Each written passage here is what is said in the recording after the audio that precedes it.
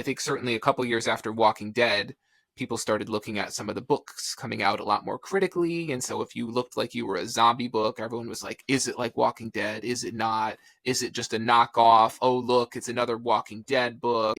Everything gets viewed in context. And so people started churning out stuff that kind of looked like Walking Dead. And after several years of people clamoring for zombie stuff, everyone was pretty critical, right? Because they had been reading a lot of this stuff, and maybe at the beginning they wanted it, and after a certain point they're like, okay, had enough. And so you reach a point where you start to look at things much more critically in the context of everything else that's sort of come out in the years before. And this idea of like originality is sort of obviously context sensitive, but also kind of depends on like where are you showing up relative to the cultural trend, right? Are you showing up at the beginning? Are you the one inciting it? Or are you the one that's showing up 2 to 3 years later and everyone's like, are you just trying to cash in?